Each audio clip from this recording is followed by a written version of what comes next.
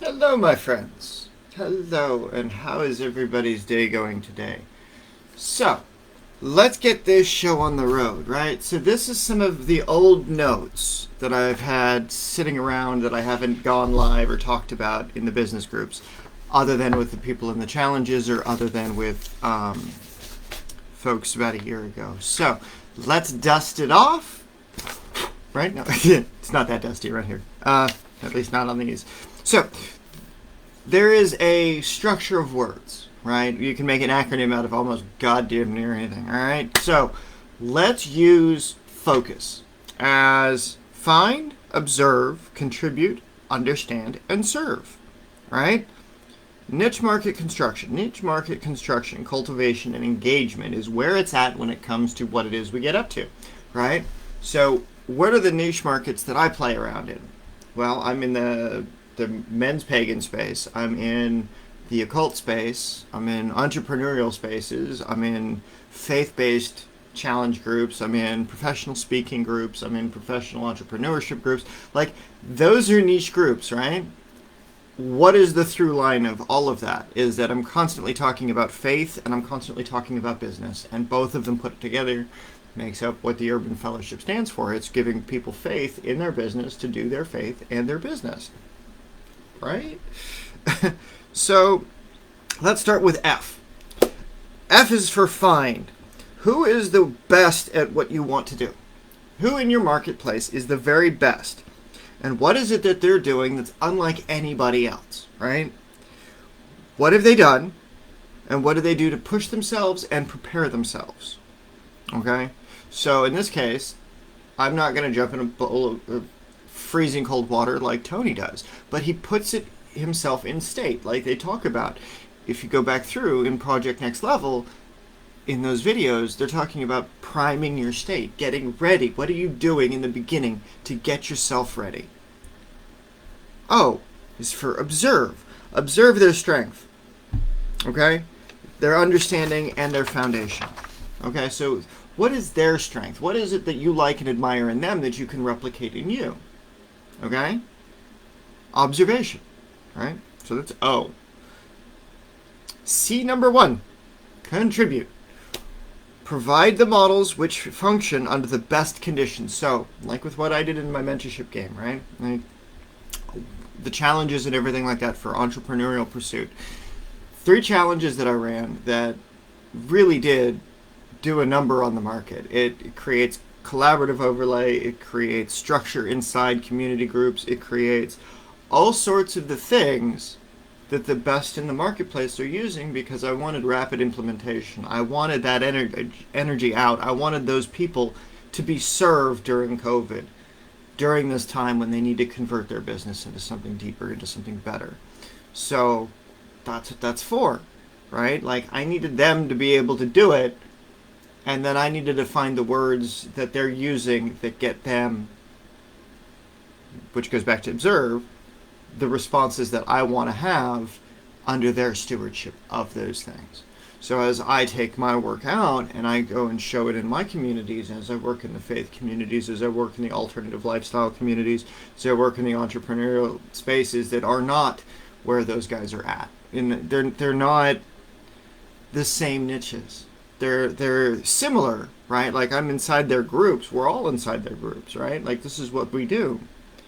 But the ultimate goal for you and your community is the same goal as mine and my communities, right? It's like, I want to transform lives. I want to help people. I want to be able to get businesses to go digitally so that the transformation that business can offer somebody is a legitimate thing, right? And so the means by which we can do that, we contribute.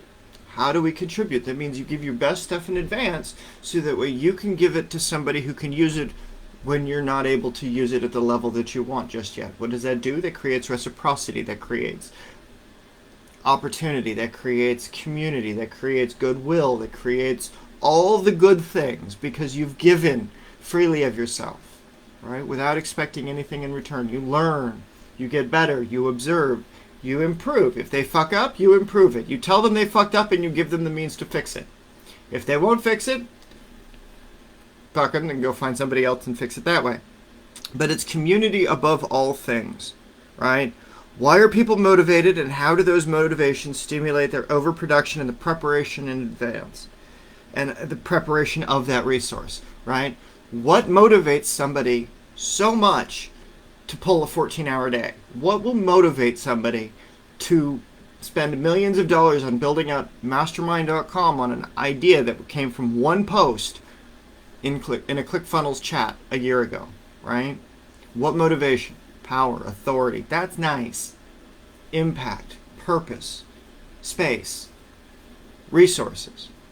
Giving the people the means to do for themselves when they can't do for, so they can do for others, right?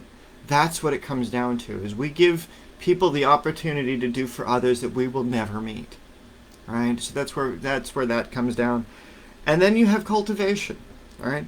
What is needed? How is it lack addressed? What is something else prepared for? How must the value extend across all aspects, right? So in this case, go to mastermind.com, we'll go to the World Summit models, we'll go to those things, right? How does the creator gain? How does the management gain? How does the staff and the contractors gain? How does the culture gain? How does the community gain? How does the market gain? And how does this match your goal? All right? So those are the things that we're doing that are the 4 C's of focus. How does everybody gain so nobody loses? Another one of the C's that I use is conditioning, practice, specifically stages and tiers. I use stages and tiers. So 5 stages, 3 tiers. Okay? Tier 1, somebody's learning something. Tier 2, somebody's selling something. Tier 3, somebody's teaching something. Right? So those are what I use. Allowing people that need to grow, establish mentorships, establish promotions, establish affiliates, so that way those that are learning have the means to learn, those that are selling have the means to sell, and those that are teaching have a through line of what they're selling matches what they're learning, matches what they're teaching, so that nobody's left out of the conversation. The last one is collaboration. When the connections are made and the community is stable after the establishment of the singular union of businesses, so why is this business linking to this business, to this business, to this business, right? Why does Pedro's business link to the Pete's business, and why does Pete's business link to Dean's business, and how do those 3 relate to my business? Well, it all links back because it provides a return. It provides community interactions beyond a singular union. Like if you need to study with Pete, and I've got resources that'll help you do that in advance, right? What you have in this group is all of the training that I've been through. So all of the things that I learned, you can learn. You can refine, and you can take out, and you can make grow, and you can make bigger and bigger and bigger. So that way, the Resource Center acts as a foundation for the next generation, for the people that are in the application phase. They're in the selling phase. They're not in the teaching phase. Level 3 is the teaching phase. Tier 3 is the teaching phase. We're in level 2 right now. We're in the selling phase. We're in tier 2, right? We're all out of tier 1. Everything in this group is for tier 1 people. This is for people that are just learning how, oh my God, they have so much to learn in business. It's like 11 months of shit, right? Well, 11 months of videos, 11 months of doing that beats the 18 months that it spent me to figure out how to get these things in here, right? Proving that my work is viable in the marketplace, that these methods of collaboration, that these methods of focus, application, implementation, like this stuff works, guys. That's what this stuff is for. We're going to move on to the U. U is for understanding. Must be attained. And it must be intrinsic value. Intrinsic value means that there is something so deep about it that it matters more than the monetary value. It matters more to have something that's a legacy than it does to have something that is immediacy, right? You can buy a lighter for $4.99. Doesn't do shit. But if you set somebody's house on fire with it, don't do that. They're going to remember you forever, right? But if you're out in the woods and you need to light a fire and you don't have that $2.99 lighter and you're going to freeze to death, that fire saves your life. Instead of fucks up your life, it can save your life, right? You need to cook food. You can cook food if you have a lighter. But you can't do that if you don't have a lighter, right? So you have to have the thing, and you have to have the reason why. Like, in the bad application, you set your house on fire. In the good application, you've staved off hypothermia and you cooked food so you don't get the pestilence or plague or whatever it is that comes out of uncooked meat. So, fire needs the fuel to burn. And in the correct manner, consider the elemental relationships of welding. Electricity is used in a positive, whereas the negative is the fucking electric chair, right? Like in good use and in bad use. So in business, there's good use business, there's bad use business. Bad use business is seedy, manipulative, and horrible. It tries to use people's emotions against them. It tries to make them feel like ew, like manipulated and like seedy and like I feel slimy and I need a shower. Like, no, bad business, bad. Like, no. So you have to figure out a way to get your message to talk to the person, their spirit, talk about the family, talk about the community, talk about the marketplace, talk about all the things that matter to them and why they're doing business. How, right? How does it serve? So again, I go back to the adult store concept. Like, how does a vibrator serve? Well, if you're looking for external stimulation, you can get something that sucks on you, you can get something that vibrates on you, you can get something that wiggles on you. Like, you can do all sorts of stuff, right? Business is the same. Business means that you can take it and you can understand what it is that you're going to do, which leads us into S, which is service. Structuring the relationship, right? Each relationship must be to their own task, right? So it's like Pedro. His task is challenges. His task is the 100X, is the faith-based community. So he's got challenges in the faith, right? Mine is the spirituality and the magic and magic of faith and marketing, right? Dean, education, courses, personal development with Faith and Tony, and like you've got the faith to do it yourself. Like, that's important. So as each purpose must relate to the core of what task you have set to achieve for both your leadership and your development. So like, what do you want your leaders to do? Like, if there's people in this group that want to be leaders and step up and be like, yes, I am doing this, I am helping these communities do this thing, then they have to go live about it. They have to talk about it. They have to be willing to engage in it. And I know it's scary. It's taken me almost 2 years to be able to come on and do these lives and talk about this stuff in an organic way. But it took me going live every single day in a niche community group. It took me months of running challenges and sending out emails with the challenge videos to my list, right? And from that, going through the programs that were implemented as a result of that so that I can observe, so that I could do what I'm talking about now, right? And so that way I have the authority to say this is what works and this is how it works, right? And this is what I want you to be able to do for your business, so that way you can structure your business along these kinds of lines and you can kind of get there, right? It's like, make it simple. If you can make a child understand it, adults will also understand it, right? There was a great movie I watched last night on Netflix called Teata, right? But the Chickasaw and the Choctaw Nation, and the woman Teata, who was the storyteller, who got to go and perform at the White House during a time in the world and our country's history when it was illegal to sell native tribal materials. Like, it is a moving movie. I recommend absolutely everybody go watch it, right? Because it will provide the foundation of what it is that we're doing in business. Nobody wants us to buy their widgets, or nobody wants that. They want solutions. They want stories. They want engagement. They want something deeper to connect them to the land, to the people, to the spirits, to the community. We have to be the storytellers. We have to be the ones that'll get them there, crossing that threshold, so that they can go into the mysterium. They can go into what is potentially the life-changing space, right? And it's the love of duty to the service, to the form, and whatever it's needed to help create. And it's that type of engagement to help grow and to stir the niches, to stir society, to stir our engagement. So that's how. And then we do frameworks. And then we give a safe place for immersive testing, which is this group, is immersive testing, without fear of judgment, right? This is your niche creation. There's no judgment. You are who you are in this group. If you want to talk about your kink community that you want to build, great, let's do that. I'll help you build it. If you want to talk about your challenges, great, let's talk about challenges. If you want to go in deep into your business, let's do that. This group here is provided for and providing for all of the training materials that I've been through without being part of the paid courses that I've got access to. So those are a different conversation. Those are a higher level conversation, right?